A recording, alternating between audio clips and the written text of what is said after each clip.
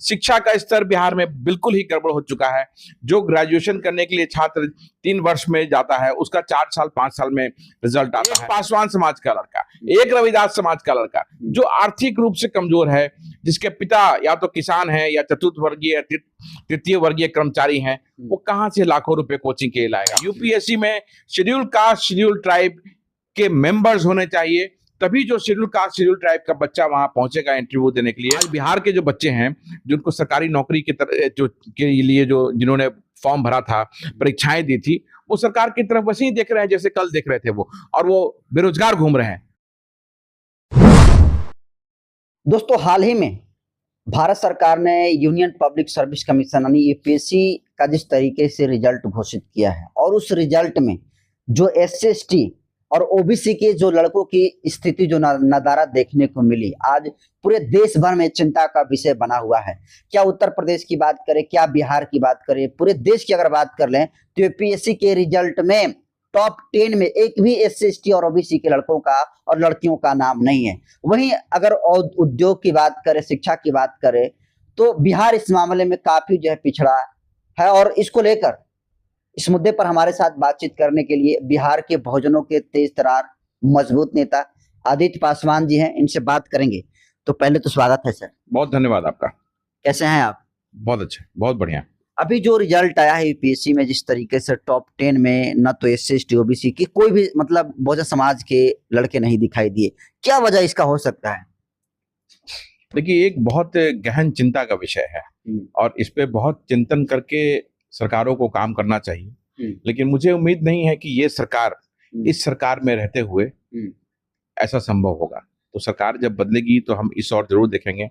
और जो बात हिस्सेदारी की जा रही है, ये हिस्सेदारी को वहां पे रोका जा रहा है। उसका तरीका देखिए क्या है। कौन रोक रहा है? आपको पढ़ने से कौन रोक रहा है? पढ़िए ना सर, टॉप 10 में आप 1 नंबर पर हो जाइए। बिल्कुल, आपका कहना बिल्कुल सही है और होना भी चाहिए। टॉप 10 में हमारे जो शेड्यूल कास्ट शेड्यूल ट्राइब के बच्चे हैं, टॉप 10 में होना चाहिए, टॉप 20 में होना चाहिए, टॉप 50 में होना चाहिए। लेकिन if you see the results, अगर आप रिजल्ट्स को देखेंगे तो आपको टॉप 50 में भी नहीं दिखेगा कोई। तो ये आश्चर्यजनक नहीं है। ये सिर्फ लोगों को जानकारी इसकी होनी चाहिए क्यों ऐसा हो रहा है।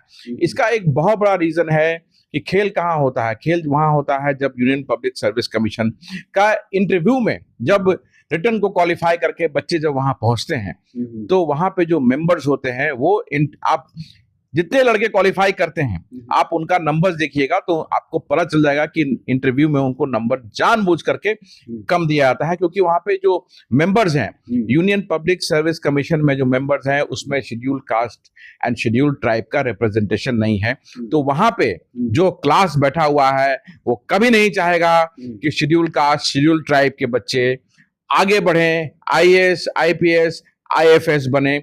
और ये होता भी ऐसा ही है कि टॉप 50 में शेड्यूल कास्ट शेड्यूल ट्राइब के बच्चे शायद ही वहां पहुंच पाते हैं। तो ये पूरा खेल है। तो आप यूपीएससी जैसे बोर्ड को आप जातिवाद का मतलब आरोप लगा रहे हैं कि उसमें जातिवाद के लोग रहते हैं, इसलिए शायद SC/ST OBC लोगों को नंबर काट दिया जाता है लड़कों का इंटरव्यू में। 100% और ऐसा हो रहा है। लेकिन यूपीएससी का ये दावा है कि ये ट्रांसपेरेंसी है, जो कुछ भी है। बिल्कुल, ट्रांसपेरेंसी को रखते हुए वो लोग नंबर कम देते हैं। कौन रोक सकता है उनको नंबर देने में? नंबर देने के लिए तो फ्री है। क्यों नहीं एक कैंडिडेट जिसको 200-250 नंबर मिलता है, वहीं एक शेड्यूल कास्ट के कैंडिडेट को 50 नंबर दिया जाता है? क्यों? ये डिस्पैरिटी क्यों है? ऐसा तो नहीं होना चाहिए। रिटर्न क्वालिफाई करके वो भी जा रहा है इंटरव्यू में, उसको भी समानता के साथ देख करके नंबर मिलना चाहिए, लेकिन ऐसा नहीं है। अब बिहार के परिवेश पे आएंगे। एक मिनट, बिहार की अगर बात करें तो रविदास समाज की बात कर लेते हैं, पासवान दुसाध समाज की बात कर लेते हैं। एक भी बच्चा का जो है सिलेक्शन नहीं हो पाया है यूपीएससी में। आखिर क्यों?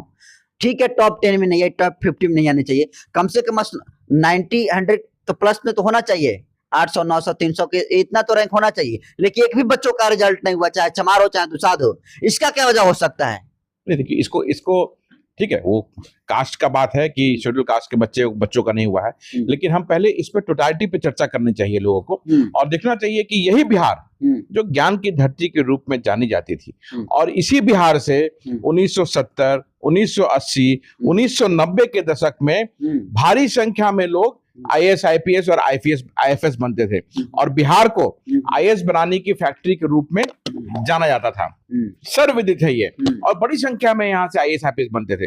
अब रहा शेड्यूल कास्ट या शेड्यूल ट्राइब की बात, तो वो मुझे लगता है कि जो सरकारों को, जो नीचे का तबका है, जो शेड्यूल कास्ट है, जो अनुसूचित जाति जनजाति है, क्योंकि वो पहले से बहुत कमजोर है शिक्षा के मामले में, आर्थिक रूप से, तो सरकारें मदद करती रही हैं उसको आगे बढ़ाने के लिए। और जो मदद करती तो रिजल्ट तो आता ना sir, I am coming on, मानते हैं कि मदद करती है। मैं वही बोल रहा हूँ कि पहले मदद करते आती थी सरकार, मदद करती थी, आर्थिक रूप से भी, स्कॉलरशिप भी मिलते थे। तो बहुत सारे स्कॉलरशिप बंद हो गए, स्कॉलरशिप टाइम पे नहीं मिलता है, शिक्षा का स्तर बिहार में बिल्कुल ही गड़बड़ हो चुका है।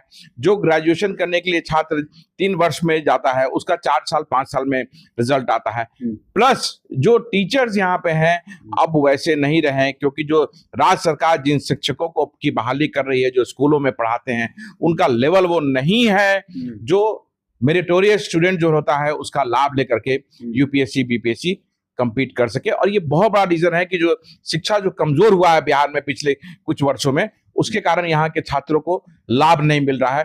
और SC/ST तो स्पेशली, SC/ST तो स्पेशली मारा आता है। जो बच्चे फॉरवर्ड समाज से हैं, आर्थिक रूप से मजबूत हैं, वो तो दिल्ली बॉम्बे अलग अलग शहर चले जाते हैं कोचिंग करने के लिए। एक पासवान समाज का लड़का, एक रविदास समाज का लड़का जो आर्थिक रूप से कमजोर है, जिसके पिता या तो किसान है या चतुर्थ वर्गीय तृतीय वर्गीय कर्मचारी हैं, वो कहां से लाखों रुपए कोचिंग के लिए लाएगा।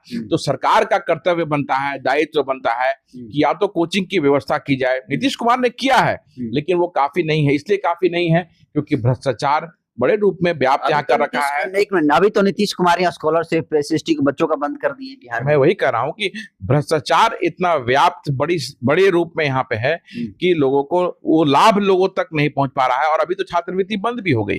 तो सरकार जब तक बदलेगी नहीं, सिस्टम बदलेगा नहीं, लोग आगे नहीं आएंगे जो शेड्यूल कास्ट शेड्यूल ट्राइब के लिए सोचें, तब तक ये स्थिति परिस्थिति जो है नहीं बदलेगी। तो बड़े रूप में, चाहे वो बिहार सरकार हो चाहे वो केंद्र सरकार हो, बड़े रूप में घोटाला हो रहा है। यूपीएससी में शेड्यूल कास्ट शेड्यूल ट्राइब के मेंबर्स होने चाहिए, तभी जो शेड्यूल कास्ट शेड्यूल ट्राइब का बच्चा वहां पहुंचेगा इंटरव्यू देने के लिए, उसे प्रॉपर तरीके से नंबर मिलेगा, तब वो क्वालिफाई कर सकता है। और ये नहीं, इसीलिए नहीं हो रहा है, बहुत बड़ा रीजन है ये। मेंबर होना चाहिए, बिल्कुल होना चाहिए। आप बताइए कितने मेंबर्स वहां पे हैं, कितने मेंबर्स हैं? और अगर मेंबर्स होते भी हैं तो वो ऐसे लोगों को रखा जाता है जो उनकी ही बात माने। तो यूपीएससी को जो है गढ़ के रूप में देखा जाता है। बिहार को हमेशा बच्चे क्रैक करते हैं। ये अलग बात है कि इस बार SC/ST समाज के बच्चे नहीं बेस्ट कर पाए, लेकिन और समाज के लोग किए हैं। छोड़िए ना, आप बिहार में इस साल मात्र 15 बच्चे क्वालिफाई किए हैं। तो ये क्या हो रहा है? मैं जैसे बताया मैंने आपको कि आपसे आजकल के बच्चों को इतिहास में जाकर के बिहार के इतिहास के बारे में जानने की जरूरत है कि 1970 में, 1980 में, 1990 में कितने लोग यूपीएससी क्वालिफाई करते थे। बिहार को आईएएस बनाने की फैक्ट्री के रूप में पूरे देश में जाना जाता था। आज वही बिहार ज्ञान की धरती, लेबर की धरती बनी हुई है। आईएएस की फैक्ट्री की बात करें चाहे उद्योग की बात करें, यहाँ पर जो है स्थिति नदारद है। पहले हुआ करती थे यहाँ पर उद्योग, क्या कहेंगे अब क्यों जो है उद्योग के मामले में बिहार पिछड़ा का एकदम शिकार होता जा रहा है? दिन प्रतिदिन ऐसा हो रहा है। भाई यही बिहार जो विपरीत स्थिति में, जब श्री बाबू ने बिहार की सत्ता संभाली तो विपरीत और दुर्गम स्थिति थी। उस वक्त उन्होंने बिहार को प्रगति पथ पे लाया, HEC का निर्माण कराया, हिंदुस्तान इलेक्ट्रिकल, ठीक है, जो झारखंड में हुआ। बड़ी संख्या में नौकरी वहां से लोगों को मिला। बरौनी खाद कारखाना वो कांग्रेस के रहते हुआ। सरकारों की बात छोड़ दीजिए, कांग्रेस ही उस वक्त सत्ता में थी, तो उसने काम किया, स्टेट के लिए काम किया। बिहार में करीबन 27 या 28 चीनी मिलें थी, आज वो घट के उसकी संख्या मात्र 9 हो गई। और जो लैंड माफिया है, भू माफिया है, चीनी मिलों के जो जमीन है उस पर कब्जा कर लिया है। इसका जीता जागता उदाहरण आप जाइए मुजफ्फरपुर में जो चीनी मिल है, कांटी में जो चीनी मिल है, उसको आपको जीता जागता उदाहरण आपको दिख जाएगा किस तरह से भू माफिया ने वहां कैप्चर कर रखा है। तो 27 चीनी मिलें थी और बिहार देश में करीबन 27 से 30% चीनी जो है उसका उत्पादन बिहार करता था और निर्यात करता था। और आज मात्र 9 चीनी मिलें चल रही हैं। यही बिहार जहां पेपर मिल हुआ करते थे, यही बिहार जहां जूट मिल हुआ करते थे, यही बिहार रेशम के उद्योग के लिए, भागलपुर का सिल्क उद्योग कितना फेमस था पूरी दुनिया में, ये मुझे बताने की आवश्यकता नहीं है। मरौड़ा में मॉटन फैक्ट्री हुआ करती थी जो कि नीतीश जी के समय बंद हुआ। आप सोचिए कि या तो चीनी मिल बंद हुआ या मॉटन की फैक्ट्री बंद हुई, तो डायरेक्ट और इनडायरेक्ट तरीके से कितने लोग उससे फायदे में थे। जो प्रोड्यूसर है, गन्ने का जो प्रोड्यूसर है, उसको फायदा पहुंचता था, जो लेबर था, जो फैक्ट्री में काम करते थे। तो डायरेक्ट और इनडायरेक्ट दोनों तरीके से लाखों लोग मिलों से जुड़े हुए थे, जिनका रोजगार छिन गया। और ये बहुत बड़ा रीजन है कि उसके कारण बिहार से पलायन होने लगा। आज देखिए लगातार पूरे बिहार से पलायन हो रहा है। उत्तर बिहार देखिए, सब कुछ ज्यादातर नीतीश गवर्नमेंट में ये सब बिल्कुल। और पलायन रोकने के लिए कोई कार्रवाई नहीं की। नीतीश कुमार कहते हैं कि हम पलायन रोकने के लिए पुनर्वास नीति लाए हुए हैं, उनका लागू है पुनर्वास नीति, लेकिन अभी तक 2023 तक मात्र 1570 लोगों को पुनर्वास कराया गया है।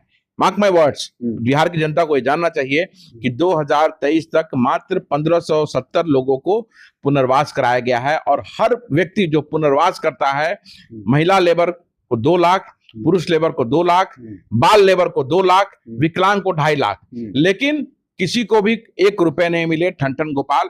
और नीति सिर्फ ये कागजों में है। तो सरकार ये जो है पुनर्वास की बात करती है, भारतीय जनता पार्टी और जनता दल यूनाइटेड पुनर्वास की बात करती है, लेकिन पुनर्वास छोड़ दीजिए, आज भी बदस्तूर तरीके से बिहार से पलायन जारी है। तो यहां जब तक सरकार नहीं बदलेगी, वो सोच वाली सरकार नहीं आएगी जो बिहार में औद्योगिकरण कर पाए। बिहार हम फर्टाइल लैंड है, चारों तरफ से नदियों से घिरे हुए हैं, हमारा लैंड बहुत फर्टाइल है और एग्रो बेस्ड इंडस्ट्री में बहुत कुछ बड़ा कर सकते हैं। लेकिन यहीं का माल, कच्चा माल जो है बाहर जाता है और प्रोसेस होके हमें महंगे दामों में मिलता है। सरकार बड़े रूप में कुछ नहीं कर रही है। छोटी छोटी जो इकाइयां होती हैं, जो मशरूम की कुछ कहीं फैक्ट्री लग गई, चाहे स्ट्रॉबेरी की कहीं लग गई, तो सरकार ऐसा दिखाने का प्रयास करेगी कि पूरे बिहार में ऐसा हो रहा है, लेकिन वो सच्चाई नहीं है। वो 1-2 पॉकेट्स में हो रहा है। जबकि कृषि के क्षेत्र में अपार संभावनाएं बिहार में है, लेकिन बिहार सरकार अभी तक बिग फेलियर इसमें साबित हुई है। एजुकेशन के फील्ड में डोमिसाइल नीति को लेकर हमेशा से बिहार में एक तरीके से कहें तो काफी कंट्रोवर्सी होती रहती है। डोमिसाइल नीति को आप किस रूप में देख रहे हैं? लागू होनी चाहिए या नहीं होनी चाहिए? 100% लागू होना चाहिए। अभी लाखों लोगों को नौकरियां मिली, शिक्षक की नौकरी बड़े पैमाने पे बिहार सरकार ने दिया, लेकिन इसमें 70 to 80% अगल बगल के प्रदेश के बच्चे उनको नौकरी लगी, चाहे वो झारखंड हो, चाहे वो मध्य प्रदेश हो, चाहे वो उत्तर प्रदेश हो। क्यों? आज बिहार के जो बच्चे हैं, जिनको सरकारी नौकरी के लिए जिन्होंने फॉर्म भरा था, परीक्षाएं दी थी, वो सरकार की तरफ वैसे ही देख रहे हैं जैसे कल देख रहे थे वो, और वो बेरोजगार घूम रहे हैं, क्योंकि यहाँ डोमिसाइल की नीति नहीं है। डोमिसाइल की नीति बिल्कुल तुरंत अविलंब यहाँ सरकार को लागू करनी चाहिए कि डोमिसाइल अगर नहीं है तो जब भी यहाँ नौकरी के लिए विज्ञापन निकलेगा तो अगल बगल के लोगों को नौकरी मिलती जाएगी। और भी तो स्टेट हैं जो अगल बगल के, तो यहाँ बिहार के भी लोग जाते हैं वहां पर एग्जाम देते हैं, तो उसका परसेंटेज होता है ना, कहीं 10% अलाउड है, कहीं 15% अलाउड है, और उसी में होगा। जैसे बिहार के बच्चे अगर उत्तर प्रदेश जाएंगे या किसी और राज्य में जाएंगे तो डोमिसाइल नीति होती है। नीति क्यों बोलते हैं? नीति इसलिए बोलते हैं कि उसका परसेंटेज होता है कि 10% या 15% दूसरे प्रदेशों के लोग जो है उसमें परीक्षा में बैठ सकते हैं। तो यहाँ तो कोई डोमिसाइल नीति ही नहीं है। आप 10 या 15% की बात छोड़ दीजिए। तो डोमिसाइल नीति जो है वो बिल्कुल यहाँ पे लागू होनी चाहिए और वो तुरंत लागू होनी चाहिए। ये अन्याय बिहार के छात्रों के साथ, जो रोजगार की तरफ सरकार की तरफ, रोजगार के लिए जो सरकार की तरफ जो युवा जो पीढ़ी हमारी है वो देख रही है, उनके लिए डोमिसाइल नीति तुरंत होनी चाहिए। ये सरकार तो जो है कि जाहिर सी बात है अभी लागू नहीं कर पाएगी। किस सरकार पर भरोसा है कि सरकार आएगी तो लागू कर पाएगी? ये पॉलिटिकल विल होना चाहिए ना, इच्छा शक्ति होनी चाहिए। तो वो इच्छा शक्ति है ही नहीं। नीतीश कुमार जी के हाथ से सत्ता किस तरह से कमजोर हो गई है, ये पूरा बिहार देख रहा है। और कुछ ही अफसर जो हैं और कुछ दलाल जो हैं वो सरकार को चला रहे हैं, और दलाल अगर हावी नहीं होते तो अभी देखिए आप ऋषि श्री का मामला नहीं होता है कि किस तरह से अफसरों की वो दलाली कर रहा था अलग अलग विभागों में। तो ये सर्वविदित है कि नीतीश कुमार जी का जो कंट्रोल है वो बिहार के अफसरों पर से खत्म हो चुका है, हट चुका है। तो सरकार चेंज होगी और लाइक माइंडेड सरकार जो युवाओं को रोजगार देने के लिए, बिहार का औद्योगिकरण करने के लिए, बिहार के शिक्षा में सुधार लाने के लिए, जो दलित का उत्पीड़न हो रहा है उसे रोकने के लिए, पिछड़ों अति पिछड़ों को रोजगार देने के लिए, उन्हें आगे लाने के लिए जो वैसी सरकार आनी चाहिए जो ये सब कर सके। और मुझे लगता है कि जो हमारा समूह है, महागठबंधन का समूह है, अगर वो आता है तो ये सब संभव होगा। देखिए आदित्य पासवान जी थे और तमाम यूपीएससी में किस तरीके से एसएसटी ओबीसी बच्चों के साथ धांधली हो रही है, तमाम बिहार में उद्योग धंधों की बात हुई, डोमिसाइल नीति को लेकर बात हुई, इन तमाम मुद्दों को आप किस रूप में देखते हैं? अपनी प्रतिक्रिया कमेंट सेक्शन में जरूर दीजिए। बहुत बहुत धन्यवाद।